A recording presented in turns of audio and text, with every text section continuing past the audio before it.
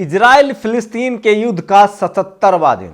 और सोचिए, एक एक अपडेट बताऊंगा कि किस तरह से इजराइल के जो सैनिक हैं वो मौत के मुंह में धकेल दिए गए हैं।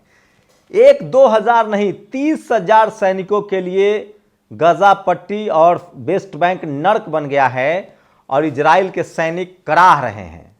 उनको घेर कर मारा जा रहा है और सोचिए 10,000 सैनिक मारे जा चुके हैं। इजराइल ने जहां 20,000 निर्दोष फिलिस्तीनियों को मारा है तो 10,000 सैनिकों को मार गिराया है हमास ने, हिजबुल्लाह ने और हुथी ने। अब आप बताइए कि हिजबुल्लाह, हमास और हिथू सैनिकों को मार रहा है और इजराइल आम नागरिकों को मार रहा है, तो असली आतंकी कौन? नमस्कार, मैं शंभू कुमार सिंह और आप देख रहे हैं नेशनल दस्तक। आज की लिस्ट बताऊंगा मैं कि आज जो इस तारीख को आप ये वीडियो देख रहे हैं, जब युद्ध का 77वां दिन है, तो हमास ने किस तरह से कहर बरपाया है। एक संयुक्त अभियान में फिलिस्तीन रेसिस्टेंस ने जवालियापुर में घर पर हमला कर उसमें छिपे 4 इजरायली सैनिकों को हताहत करने का काम किया है। मतलब वो 4 मारे गए हैं। और सोचिए इजराइल कितना बड़ा झूठा है। वो इस कदर झूठा है कि अपने सैनिकों की लाशों को भी नहीं गिन रहा है, अपने टैंक, बर्बाद टैंकों की संख्या नहीं बता रहा है। तो जो तानाशाह होता है ना, वो अपने की भी जख्म, अपने के भी खून का प्यासा होता है। वो जो तानाशाह होता है उसको सत्ता से इतना प्यार होता है कि इंसानियत, रिश्ते, इंसानी जीवन उसके लिए मायने नहीं रखता और वो सिर्फ और सिर्फ अपनी सत्ता बचाने के लिए अपनी लोगों की भी कुर्बानी और बलि लेता है। वही बेंजामिन नेतन्याहू कर रहा है। फिलिस्तीन रेसिस्टेंस ने गजा, यर्मूक पर कब्जा जमाया। आईडीएफ सैनिकों के एक समूह पर मशीन गनों से हमला किया। कई इजरायली मारे गए और घायल हो गए। ये सब सुनते जाइए। एक बार फिर से फिलिस्तीन रेसिस्टेंस ने मध्य गजा पट्टी में आईडीएफ ड्रोन को मार गिराया। रेसिस्टेंस ने अल मैथन, अबू होली चेक पॉइंट और केंद्रीय गवर्नरेट के दक्षिण में आईडीएफ के कई वाहनों और सभी सभा बिंदुओं पर मोटार गोले से बमबारी की है। सिर्फ 22 तारीख की खबरें बता रहा हूं। फिलिस्तीन रेसिस्टेंस ने खान यूनिस, अल जाना और आईडीएफ फील्ड कमांड मुख्यालय पर मिसाइल से बमबारी की है। रेसिस्टेंस ने उत्तरी गजा कुर्रम राउंड अबाउट के पास आईडीएफ सैनिक जमावरों पर 60 कैलिबर मोटार गोलारों से गोलों की बौछार की है। गोलानी ब्रिगेड पीछे हटी। उत्तरी गजा में इजराइल की हार। 7 अक्टूबर 2023 को हमास ने आईडीएफ के एक विशिष्ट बल गजा ब्रिगेड को नष्ट कर दिया था। आधिकारिक तौर पर उस दिन इस ब्रिगेड के 319 लोगों की मृत्यु हो गई। वास्तविक संख्या इससे अधिक है। सोचिए, ये सबसे भयानक खबर आ रही है कि एक साथ 319 लोग मारे गए थे। अब यह घोषणा करके आईडीएफ का उत्तरी गजा पर नियंत्रण हो गया है। गोलानी ब्रिगेड को ही मैदान छोड़ना पड़ा है। गोलानी, उत्तरी गजा और सुजैया उत्तर पूर्वी गजा में सक्रिय थी। गजा से इजरायली सेना का पीछे हटना कठोर और बढ़ते फिलिस्तीन प्रतिरोध के सामने इजराइल के शीर्ष लड़ाकों की हार दर्शाता है। गोलानी ब्रिगेड इजराइल की सबसे विशेष सेनाओं में से एक है, जिसमें आपूर्ति और रखरखाव कार्यों के अलावा 8 बटालियन, 4 टैंक बटालियन, 2 पैदल सेना बटालियन और 1 पैराट्रूपर बटालियन, 1 तोपखाने बटालियन शामिल है। ब्रिगेड का गठन फरवरी 1948 में फिलिस्तीन के जातीय सफाई के दौरान हुआ था। इसने अरब देशों के खिलाफ इजराइल के सभी प्रमुख युद्धों में भाग लिया है। 2014 में गोलानी को सुजैया में भारी नुकसान हुआ है। वर्तमान लड़ाई में गोलानी को सुजैया भेजना का उद्देश्य था, सुजैया बाधा को पार करना। परिणाम बिल्कुल विपरीत निकला। गोलानी अपने दर्जनों शीर्ष लड़ाकों और अधिकारियों को खो बैठा है, जिसके कारण गुरुवार को पीछे हटने की घोषणा की गई। तो सोचिए, इजराइल का सबसे बड़ा लड़ाकू जो बटालियन है, उस पर सबसे बड़ी खबर है। 7 अक्टूबर 2023 को हमास ने आईडीएफ के एक विशिष्ट बल गजा ब्रिगेड को नष्ट कर दिया था। आधिकारिक तौर पर उस दिन इस ब्रिगेड के 319 जवान मारे गए थे। तो एक साथ 319 लड़ाकों को मार गिराया था सेना के जवानों को। गोलानी ब्रिगेड या गोलानी इकाइयों को गजा से बाहर निकलने के निर्णय से इजरायली सेना का मनोबल और खराब होने की संभावना है। तो सबसे बड़ी खबर है, वर्तमान लड़ाई में गोलानी को सुजैया भेजने का उद्देश्य था, सुजैया बाधा को पार करना। परिणाम बिल्कुल विपरीत आया है। अपने दर्जनों शीर्ष लड़ाकों और अधिकारियों को खो बैठा है, जिसके कारण गुरुवार को पीछे हटने की घोषणा की गई है। सोचिए, हमास का सबसे बड़ा लड़ाके का टीम जो है वो भारी पड़ रहा है इजराइल के गोलानी ग्रुप पर। और गोलानी ब्रिगेड इकाइयों को गजा से बाहर निकलने के निर्णय से इजरायली सेना का मनोबल और खराब होने की संभावना है। अभी तक बेंजामिन नेतन्याहू की युद्ध परिषद अपने किसी भी अघोषित लक्ष्य को हासिल नहीं कर पाई है। इजरायली चैनल 13 और इजरायली समाचार आउटलेट ने इजरायली सेना के सैनिकों के जश्न को दिखाया है जो अभी अभी गजा के बाहर निकले हैं। गोलानी के सैनिक खुशी मना रहे हैं कि वे हमास के कहर से बच गए हैं। तो सोचिए, इजरायली सैनिक अपनी वापसी का जश्न मना रहे हैं कि चलिए हम मौत के मुंह से वापस आ गए हैं। लेकिन आगे खबर और भी खतरनाक है इजराइल के लिए। वेस्ट बैंक जेनिन बर्तिया जंक्शन पर फिलिस्तीन रेसिस्टेंस के रन ओवर ऑपरेशन में महिला आईडीएफ सैनिक घायल हो गई हैं। सोचिए, महिला सैनिकों को इजराइल ने आगे किया था, लेकिन अब हमास उन पर भी हमला कर रहा है। वेस्ट बैंक के कुलालिया में जारी फिलिस्तीन रेसिस्टेंस पर आईडीएफ की जंग निर्णायक मोड़ पर पहुंच गई है। कलाकिया के उत्तरी चौकी पर आईडीएफ ने मुंह की खाई है। कई इजरायली घायल। रेसिस्टेंस ने कुलाकिया के सोफीन क्षेत्र में घुसी आईडीएफ टुकड़ियों को पीछे किया है। तो सबसे ज़्यादा इजराइल को गजा में खानी पड़ रही है, मुंह की खानी पड़ रही है। फिलिस्तीन रेसिस्टेंस ने आईडीएफ शेख रौदान गजा में आईडीएफ के एक बड़े दल के साथ मुठभेड़ में कई इजरायली सैनिकों को मार गिराया। ये बड़ी घटना है जिसके डिटेल्स अभी कुछ देर में आएंगे। कल रात वेस्ट बैंक के विभिन्न मोर्चों पर आईडीएफ और फिलिस्तीन रेसिस्टेंस के बीच जबरदस्त जंग जारी है। हलहुल अलखाली में आईडीएफ वाहनों को पत्थरों से जवाब देते फिलिस्तीनी युवा। 3 फिलिस्तीनी घायल हो गए हैं। ये सबसे तो सोचिए, आम फिलिस्तीनी जो है वो इस युद्ध में शामिल हो रहे हैं। ये सबसे बड़ी खबर है जो मैं आपको बता रहा हूं।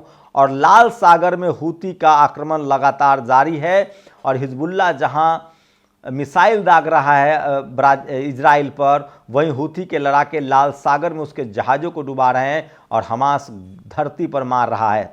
तो एक साथ तीनों मोर्चा पर इजराइल को जूझना पड़ रहा है। फिलिस्तीन सेनानियों ने वेस्ट बैंक कोलालिया के उत्तरी चौकी की ओर गोलाबारी शुरू कर दी है। आईडीएफ सैनिकों का पैदल मार्च रुक गया है। कोलालिया के कर्फ सवाद पर आईडीएफ ने हमला किया। रेसिस्टेंस और इजरायली सैनिकों के बीच खूनी झड़पें जारी हैं। और सोचिए, गजा पट्टी लड़ाई के दौरान 2 और अधिकारियों की मौत और 3 सैनिकों के गंभीर रूप से घायल होने की बात खुद आईडीएफ ने स्वीकार की है।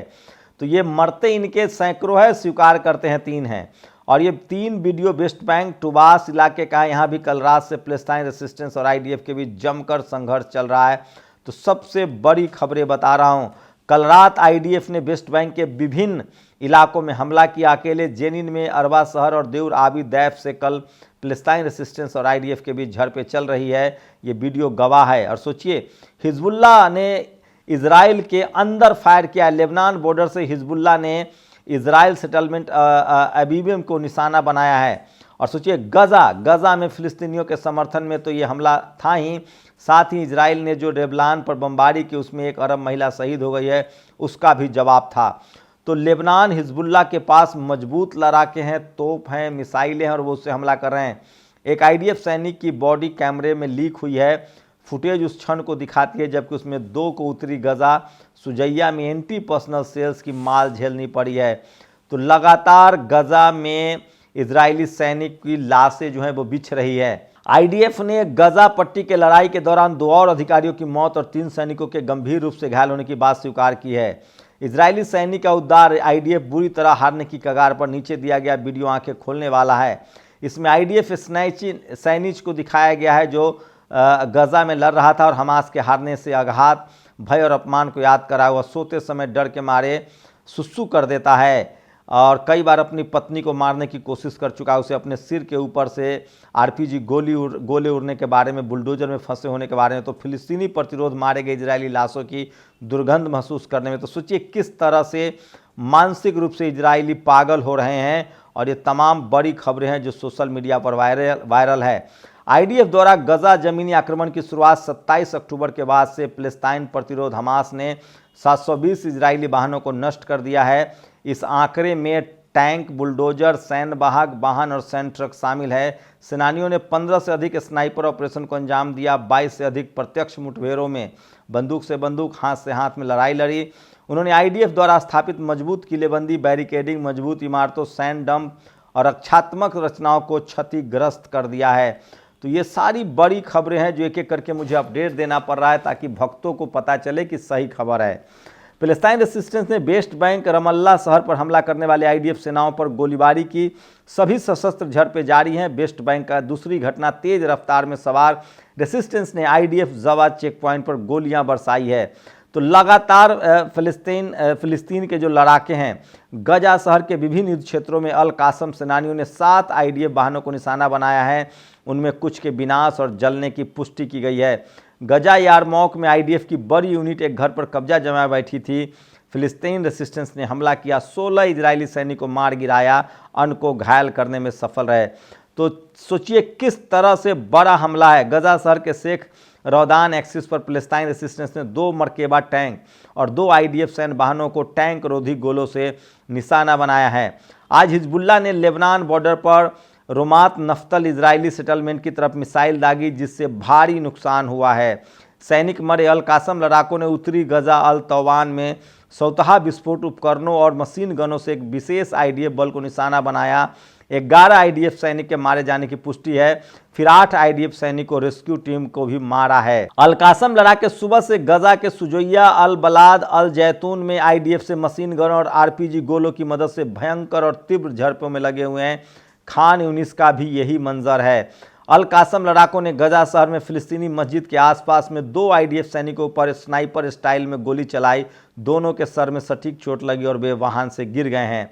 फिलिस्तीन रेसिस्टेंस ने इस बार गजा के बजाय वेस्ट बैंक, कोलालिया, अलमर्ज में विस्फोटक उपकरणों से IDF फोर्स पर सफल हमला किया, जिसने कलकिया शहर पर धावा बोला था।